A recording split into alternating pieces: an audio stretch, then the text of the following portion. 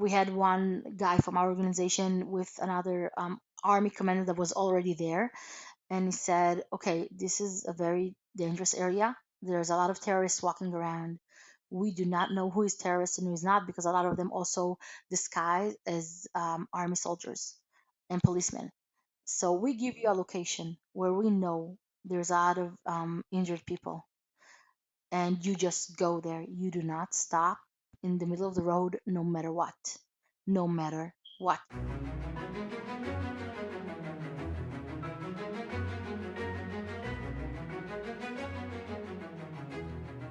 Hello and welcome. This is Ordinary People with Extraordinary Stories. I'm Chana Weisberg, host of this podcast. Today I am joined by Naomi Galliano, who is a medic at United Hatzalah in Israel. Welcome, Naomi. Thank you so much for joining us. And I know that you are juggling so many things in order to be here, so we really appreciate it. Thank you so much for joining us. Thank you for having me.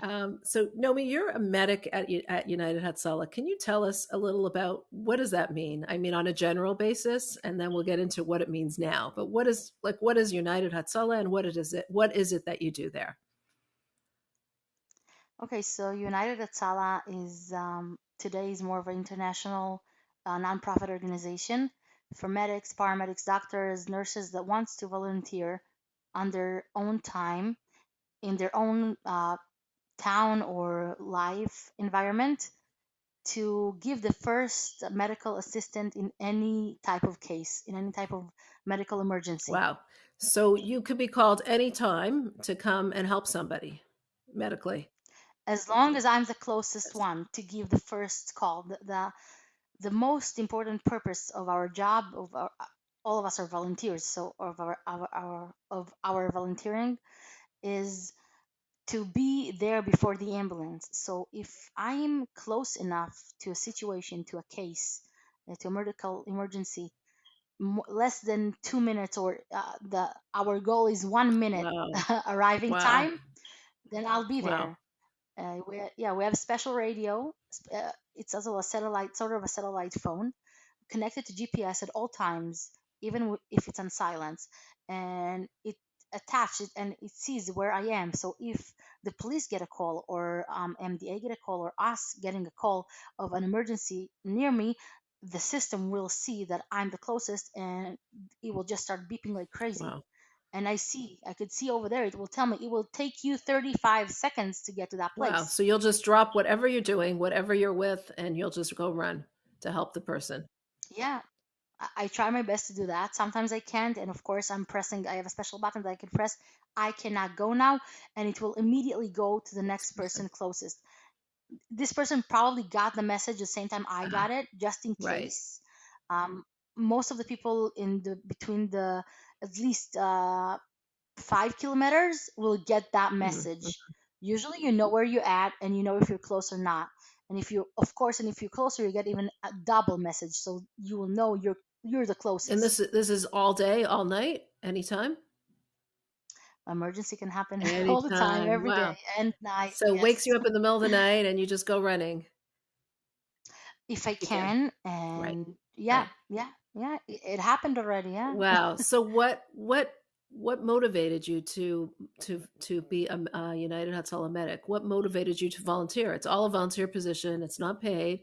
It's just something that you do from the goodness of your heart. What motivated you to do that? Um, I think since I was a little girl, I loved volunteering, and I did it as a girl. As a teenager, I volunteered with kids that had cancer in hospitals, with people with disabilities. And then I got married, and I had my own kids, and I don't have that much time anymore. I cannot, tell my husband I'm going for a night shift volunteering at the hospital. Not possible anymore.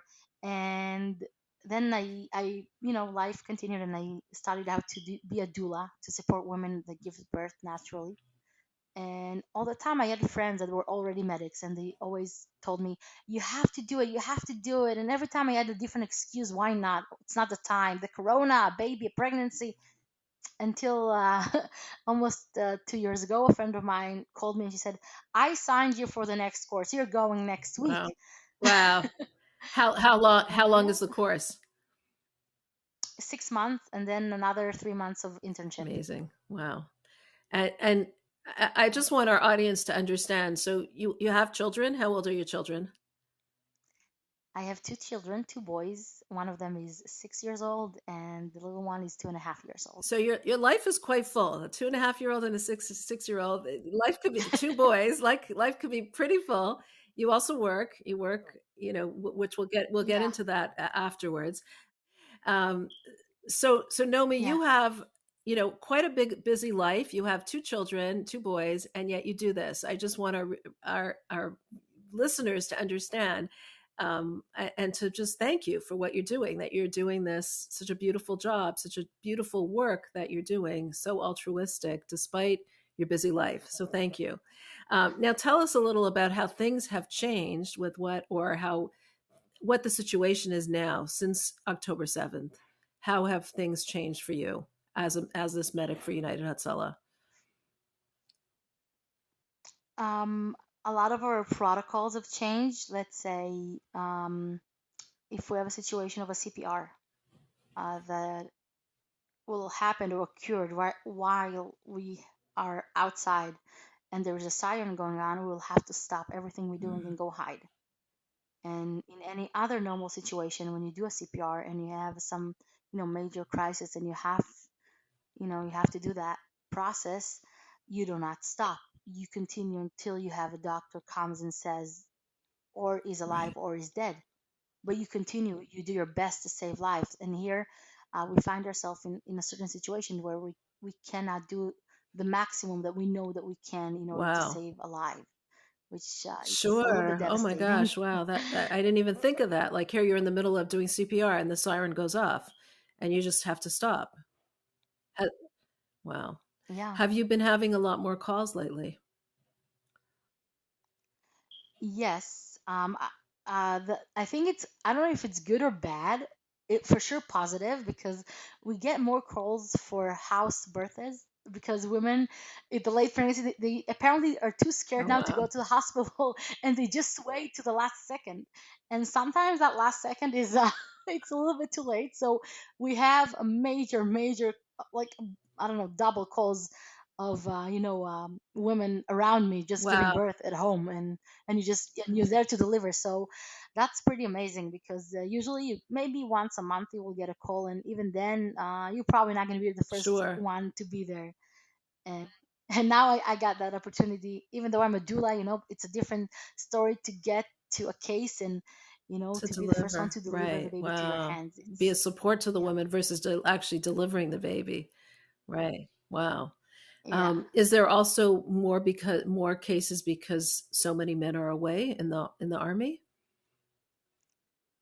Yes, Uh-huh. also that, yeah. And we have another type of callings that been doubled and tripled. Panic Attacks. attacks. That happens a lot. Yeah, we get that in my area at least 4 or 5 times a day You're in getting a different panic attack. locations.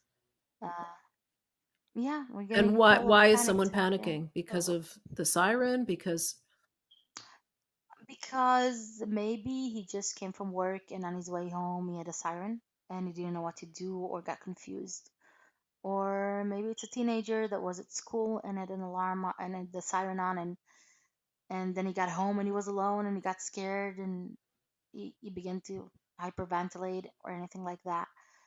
It could be someone old that maybe his son or his grandson is in the army and suddenly at night he gets scared and and just he doesn't know what to do. So it oh, happens a lot. We find ourselves also not helping only in the physical side of the medic job, no. also in the Right, mental as much sure. as we can. I mean, the situation is so volatile and so horrific, like, so in so many areas that you don't even think of these things. Like, but yeah, people are probably panicking because of the situation that they're in.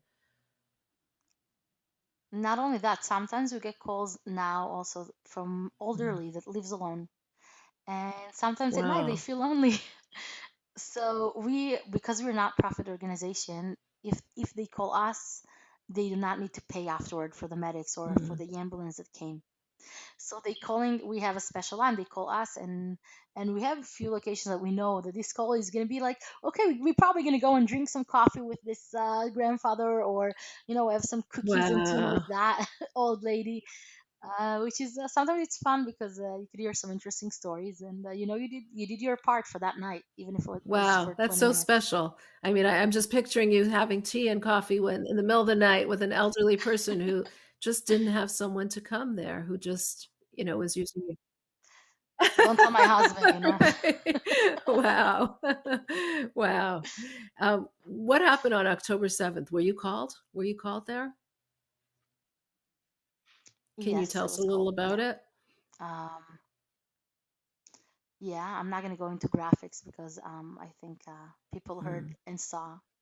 But for my part, I will tell my uh, from my sure. side of the story.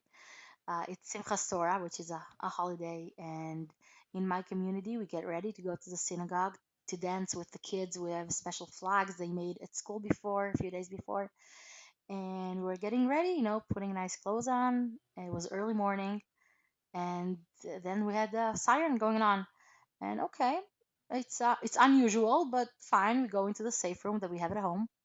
We wait a few minutes. We hear the bomb, the fallings. We go out.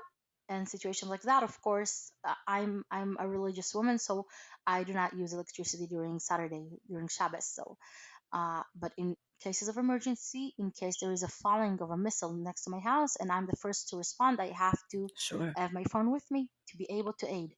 So once the siren went on, of course, I turned on my phone, and I started to get all these messages in our special groups. Something going up south, we need help, and message after message after message. And this is already around 8 a.m. This messages started already in Wow. 6 a.m. And I'm saying this message like my phone is just like not stopping beeping, and my What's going husband looking on? at me like, what's going Right. on? Yeah, because we don't open the news. I don't, all the news app are turned off just in case I will need to open my phone. So I don't see anything, just the messages that I get Sure. for emergency. And then on my radio phone, the head of my district is a paramedic, and he goes on the radio line. He said, "Hello, good Shabbos, everybody. We need help. Anyone that can leave his house right now, please contact me. I cannot tell you because I don't know what's the damage, but we're looking at a Oh, wow. huge terror attack. Uh, please, if anyone could help us, call me." I had a discussion with my husband because it's a Sure. mutual decision to to see if I'm going or not going. And then he told me, "I wish I could go. I wish I were in the army," and he's Wow. not. So I told him, "I have an opportunity to help in my side. I'm not going to fight, but my fight is it's different, but I can help." And then he said, "You go. You're gonna go." Wow. So I packed a backpack, and with another colleague of mine that is an ambulance driver, we And you went didn't know what you up would south. find. You just knew that So they needed help, but you didn't know what you'd find there. yeah, no, no, we didn't. On the way, we had only 40 minutes ride. It's not that far from my house, the entrance to the Gaza Strip. So in that 40 minutes, I did open my phone to special protocols we have Mhm. for terror attacks, because we said, okay, Israel is a country that known in her past a lot of type of terror attacks. So let's go over protocols. Sure. Be prepared. And we look at the most severe ones of the explosions of buses at the second intifada and in the beginning of the 2000s, and that was the biggest one that ex- uh, terror exploded inside restaurants and buses. And we looked at that, and we started to go through the protocols, how to treat a mass injury situation. I think in the United States you call them code Mm-hmm. orange, if I'm not mistaken. So we practiced, but nothing prepared us for the catastrophe we Wow. witnessed. Nothing. So what happened? You got there and were you I scared? Were got there we there terrorists is still there when you so got there? I got there before the army came in. So yeah, it was terrifying. It was terrifying. When we had a certain junction where all our ambulances were gathering there, and we had our. It was amazing because we are most of the people that work for the organization for United Mm. Salah are religious, and they all left their houses from all over the Wow. country to come and help. And in that junction, you've seen people with stramos, which is the fur hat of a Hasidish, and with holiday clothes with suits, just loading boxes with medical supply on the ground and working. And they left everything and Wow. came to help. Wow. Wow, that's something. Just picturing that And scene, it must have been yeah, amazing. Wow. it's surreal. Yeah, See, it's not something yeah. you think you'll What a see in a film of people. What a Hollywood. nation that Yeah, everyone came running. And then what? And what? yeah, for Wow. all different And countries. then what? And then we got tactic gears to protect us from shootings. And we had one guy from our organization with another army commander that was already there. And he said, okay, this is a very dangerous area. There's a lot of terrorists walking around. We do not know who is terrorist and who is not, because a lot of them also disguise as army soldiers Wow. and policemen. So we give you a location where we know there's a lot of injured people, and you just go there. You do not stop in the middle of the road, no matter what. No matter what, you do not stop. Thank God the ambulance driver that was with me, he was armed, and they told him, hold your gun next Mm. to your chest or on the steering wheel and drive with the other hand, Wow. just in case. And that was a minute that we began. I don't think if we began to understand, but something started What, to to click what's we going started to on. realize that, yeah, to click, yeah, But not to some not even what's going extent, on, that we're right. that's a it's a different situation. It's something else, Were you something that scared? Were never you scared was. then? I'm sure. Oh my Terrified. gosh. Wow. Terrified. But we said, me and my friend, his name is Avi, he lives next to me, that is the ambulance driver.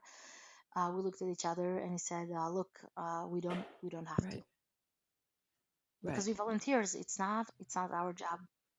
And then he asked me, do you want to go? And I said, no, I'm not going home. We got here, and Mhm. people needs us, so we're gonna go in. And then he said, okay, I'm with you, Wow. let's do it. What made you say that? I think my kids, my husband, and What do you mean? I mean, you would think for your kids, for I your don't husband, know. you'd go back home. What made you continue? I know at home they are protected, but if I'm not gonna protect the people over there, then who knows where Mm. the terrorists could get to the Wow. next. So Wow. Unbelievable. So you went further, and then what did you see? Terrible things. uh, Yeah, I mean, you don't have to go into the well, details, but you, I could give you. I don't mind talking. Just put a right. trigger alert. But so we'd start to drive towards more kibbutzim that were the closest to the border, and we went through the road that it called the 232 road, which now in Israel we describe as Mm. the death road. And after maybe less than 1 kilometer that we started to drive into that road, we start to see the horrors, car after car after car on the side of the road, in the middle of the road, blocking us, upside down, burning in flames, families butchered inside cars, and on the road itself, you could barely drive in more than 20 kilometers an Wow. hour. It's Wow. almost impossible. So Right. you see everything. You cannot even close your eyes, because you, I was sitting next to my driver, and I told him, "You look straight. I look to the sides. If I see danger, I will scream left or right. And if I see an obstacle, a body, I will tell you take the right Mm. or take the left. So you just look straight, because I need you to focus. You're driving. I don't know Mm. how to drive an ambulance. Wow. I'm in your hands." S- So Were that's any of the how people there injured, or they were all dead? All they dead. were all dead. So, All of them were. It was. Even with the You could see. tiniest look, Right. you saw Wow. heads that been Wow. separated from Wow. the So bodies. you continue driving to help to get to the people that needed your help. Yeah, yeah, we're at the first location in kibbutz called Alumim, which is kibbutz pretty close to Be'eri and Kfar Gaza, where the most horrific massacres were been taking place. And And so we drove to Alumim.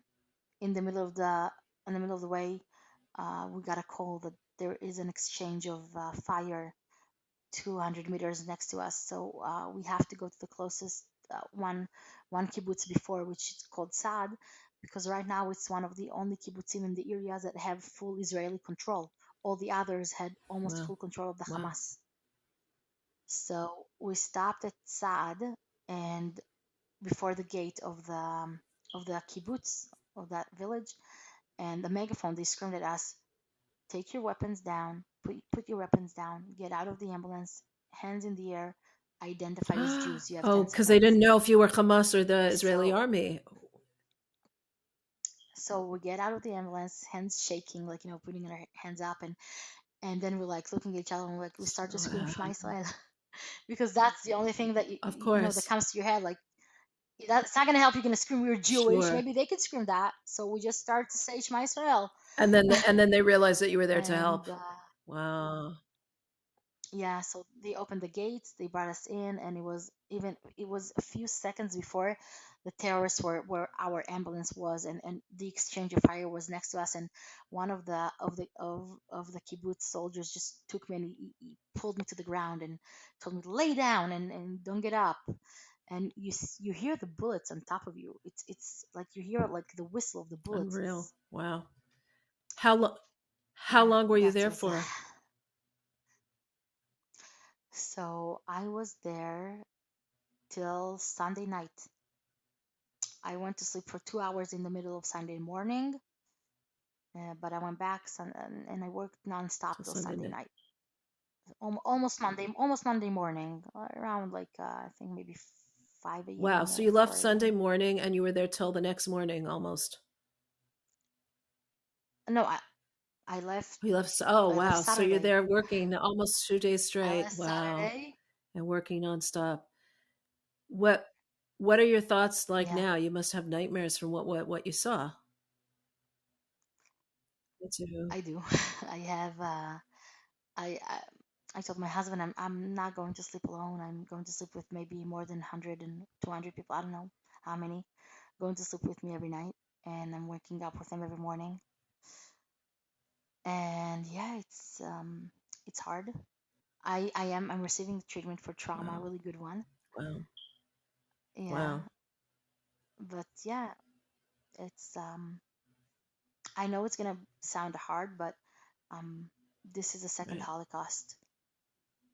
My grandmother is a Holocaust survivor, and when I got back, I called her. She called me before, but I didn't answer, and then I called her, and she asked me, "Is it true?" So I said yes, and she said, um, "Like my stories?" Wow.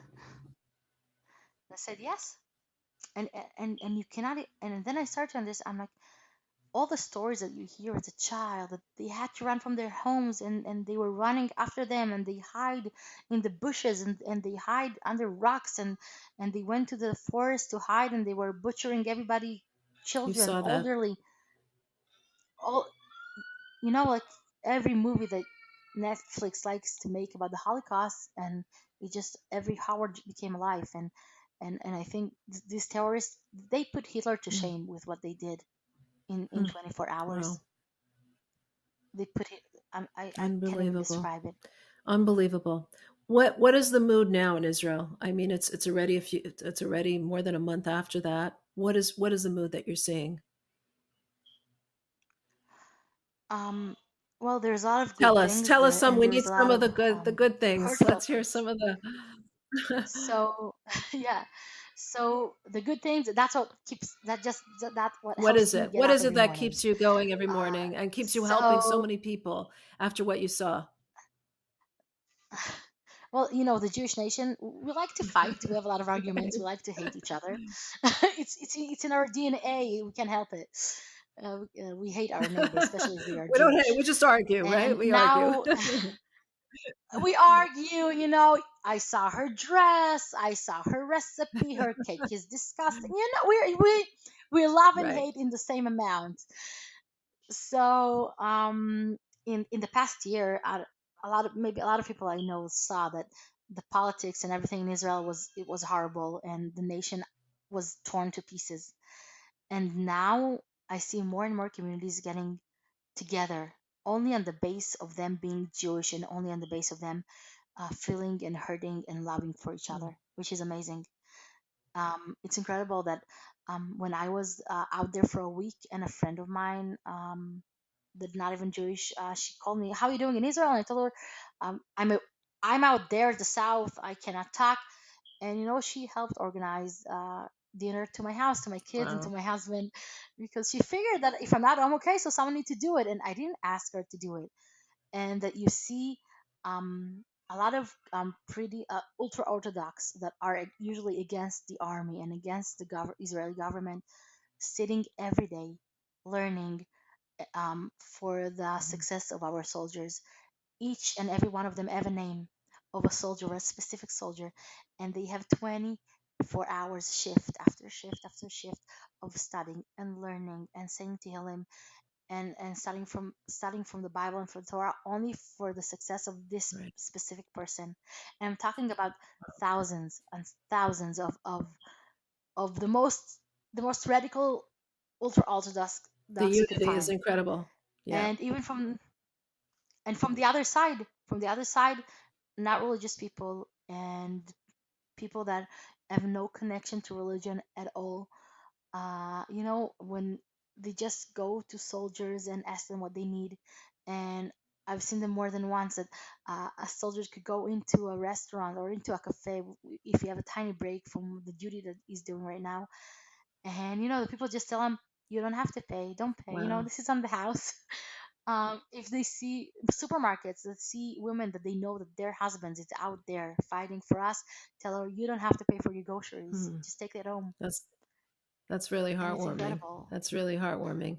We're seeing also so many not religious also taking on mitzvos. Are you seeing that as well? What are you seeing? Yeah, yeah. So tons and tons of people that, again, didn't even have bar mitzvah, posting on Facebook, and people that I personally know that also never thought of even, do a fast Right. on Yom Kippur. Wow. They putting tefillin every day, because they say, even if I'm not religious, I'm not doing the act of tefillin to be religious. I'm doing the act of tefillin because that Wow. identify me as a Jew, and I'm Wow. proud to be a Jew. Which I think for me, it's I'm a religious person, and I'm trying to keep as much mitzvahs and commands that I can in Judaism.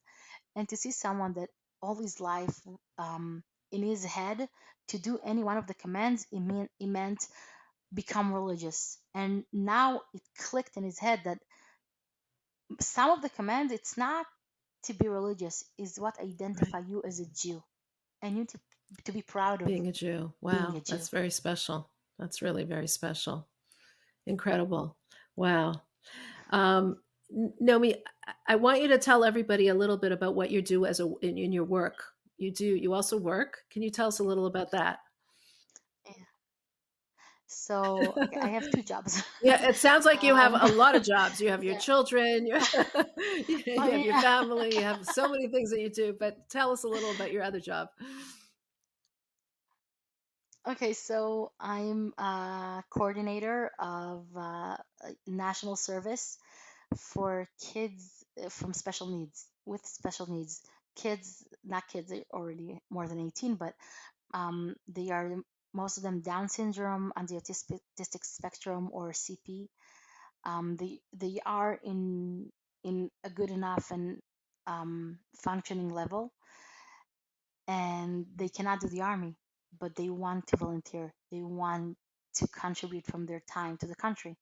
So what I do is find them places to volunteer, in hospitals or in local farms, or in medical areas, or any organization that cooks food for the needies.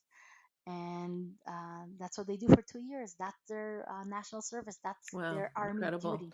And has that been affected by the war right now? Of course, we have a lot of places, usually like farms, animal farms, and vegetable farms that do not have any security place, any secure shelter for bombing. And so we had to find them different places. But again, the Israeli nation, we know how to love and to hate. So we have tons of hotels in Israel right now that have been occupied with with thousands of families from the north and from the south that cannot return home. So every volunteer that his usual place is closed, going to volunteer in these places with the kids, with the families, take the kids and do some drawings or any activity with them, or even go and take basket of laundry of that people, and take it back home and do their laundry, because in the hotel, well, it's pretty difficult to do laundry for Wow. that many So people. these are special children who are going to the families, the displaced families, and Yeah, taking and helping from them in any way, in yeah, any way with that they everything they can. can. That Yeah, even one that on a wheelchair or have severe disability in their legs or hands. I even have two of my volunteers that they have pretty severe physical disability. They opened a YouTube channel for games and for activities that's for these incredible. kids. Wow. That's incredible. Yeah. So, it's just it's incredible because you have people who could be feeling so sorry for themselves that they're handicapped or that they're special in certain ways and that they can't. But instead of feeling sorry for themselves or feeling like a victim themselves, they're out there helping another family who's in a difficult position right now to make it easier for them. It's just such an empowering way to be living. I think it's also what why it's one of the reasons why I'm working at this job, at this organization that offer this program for special needs, because they doing what they doing now at war because of how we let them and how we show them their value during the year, Hmm. during every What do you year. mean by that? That's our that every kid that I receive that finished high school and he tells me, I want to do a national service, but I don't know if I'm qualified. I don't know what I can do. I know I have disabilities. They know they are different. And my job is to see what's their strength and try to give him a job that will make him feel that he's doing, that he's contributing, because Right. that's what he wants to do. So I think if they weren't feeling that way, they weren't able to do what they do now if they didn't have any faith. So that's why I like my job, because I have the opportunity to give them faith, to show them yes, you're different. Yes, you have your disabilities, but you You, still can do a lot. You Wow. can You do still have everything. your contribution to make to this world. You still have something that you can do that's so Yeah. valuable to people, to others that need your help. That's incredible. That's a beautiful thing. So, how do you like tell us a little about your schedule? Like I'm just wondering how you manage to juggle everything. Uh, so the good thing about my job is that I Okay. make my own schedule. I have special visits. I have to visit I have 30 youngs that I'm in charge of their national service. 30 special So, and I children have that you're to, in charge. Okay. yeah, yeah. And I have to dedicate half an hour every two Wow. weeks to each one of them for, yeah, it's a private meeting to discuss if they have any issues, to help them, and just to be there, to be there Mhm. to be there for them. So my morning, usually I wake up at like around 6 a.m. uh, Breakfast for my kids, getting ready, dropping them at school, and then I have around an hour drive, because I'm in charge of Petah Tikva and Rosh Hashanah, which is more cities more centered in Israel, and I'm a little bit more to the south. So you have an hour drive, and then you have every day I have between 6 to 8 youngs that I'm going to Wow. visit in the places Mhm. where they serve. I'm going there. I see everything is okay. I see that their employees are treating them rightfully, And if they have some issues, and sometimes the employee wants to help but he doesn't know how to make that connection or how to work with that disability, so I'm the one to help them do that, to negotiate and see how you could work together even though there is some differences Sure. Wow. in disabilities. Yeah. So and that's my morning.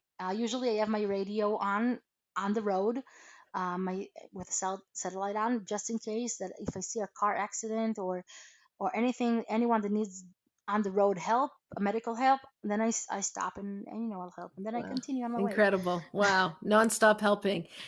You shared with me also when we were speaking before about, how you sometimes are helping people who aren't even Jewish, some Arabs that are there. And I thought that was fascinating for those people who think, for people out there who just think that, Israelis are only for Israel. Can you tell us a little about what happened that time?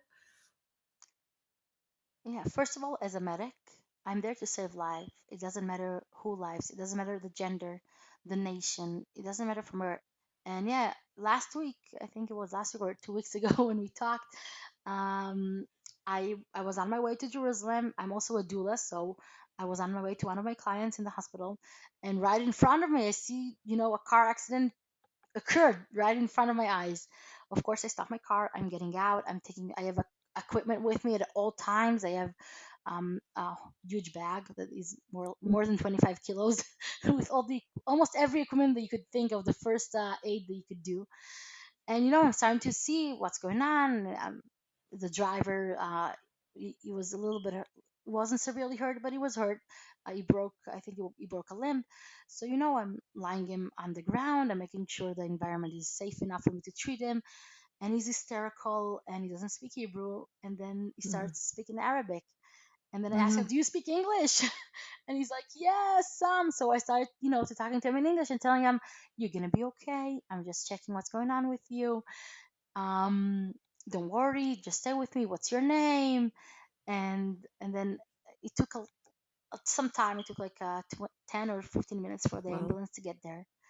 And I was with them all the time. And when the ambulance came, he looked at me. He's like, "You're coming with me, right?" I'm like, "I'm sorry, Right. I can't come with Wow. you, but Wow. you're in good hands." But yeah, yeah. Wow. Incredible. Life important. Life important. It doesn't matter of whom. I think that's what also make us unique from other nations. Judaism will do To anything save to lives. save life, because even one life is the whole world. So um, it doesn't matter who it is or what is opinions. I'll do my best in my Wow. position to help. Wow. You're saving lives. You're teaching the value of their life to your special needs children. You're really doing so much that we're so grateful for here, and you're sharing with us so much of what is so special about the Jewish people. Any last closing words that you want? Any message that you want to tell people about what the situation in Israel or what we can be doing to be helping the situation? Um, so physically, obviously, we're Right. pretty far, but today we work with the media. So if you see in the media, it doesn't have to be a horrific story. It could be the best story of a dad hugging his girl that came back from the army. It could be someone not religious helping a religious person um, take the groceries home. Share that, share the good things. Share it, and tell people, be proud of being Jewish. And if you're not Jewish, then look into it and try to see that we we good people and we try Right. our best to help others. It doesn't Wow. matter from where they It's are. true. I mean, I guess we all have, whether we're in the media or not, we all have people that we can be sharing with and teaching to and uplifting. And if we could uplift people with the stories about how someone is sharing or how someone from the Jewish people is doing a good thing to another and the unity of the Jewish nation, we've just shared light and goodness. And that's so important for all of us to hear. Nomi, thank you for sharing your light with us. Thank you for teaching us a little about your life in your corner. I wish you good luck in everything that you do. how you juggle all your many responsibilities, your special needs children, your own children, your work as a medic. And may you continue helping people and saving lives and healing people. Thank you so much for all that you're doing there. Thank you for Thank being you. with us. Thank Thank you you. for having me. Something that just struck me about the interview with Nomi Galliano, the medic from United Hatzalah, aside from her day being so filled with just running to help people, I mean, from the special needs children that she helps in her real job to her volunteer work, which she doesn't get any payment for United Hatzalah, where she just has to basically drop everything and run to help save a soul, to save somebody. But one thing that especially stood out was the moment that she had to make that decision where she was going on October 7th. She got to the kibbutz, she got to the place, and she sees that it's a dangerous situation there. There's terrorists there. She's basically putting her life online. And she turns to the ambulance driver and they both ask each other, do you want to continue? And they don't have to continue. They're volunteers. And she makes the decision that, yes, this is what I want to do. I want to go help people, even if I'm putting my own life at risk as a mother, as a wife. And it just hit me that sometimes in life we're put in a situation where, thank God we're not in a situation where we have to give up our lives, but we have to make ourselves a little uncomfortable. We have to make a decision between, do we want to go and help somebody, or do we want to take care of our own self, our own needs? And when I am in such a situation, I think I'm going to remember Naomi's reaction, how when she was in that situation, she decided, I'm going to go in there and help, because this is what the Jewish people are all about. This is what we are all about, helping another person, helping to make the world a better place. And that, I think, was quite remarkable. If you enjoy watching these podcasts, I invite you to make sure that you sign up to receive these in your email, delivered to your email. Please sign up on Chabad.org/extraordinary. And as always, we love to hear your feedback. So if you have any comments or any suggestions or any thoughts after an interview, after a podcast, please drop us a line. We really enjoy hearing from you. Of course, these podcasts are also available on any podcast listening channel, on Apple, and so forth. So be sure to catch us there as well. Thank you so much for joining, and have a wonderful day.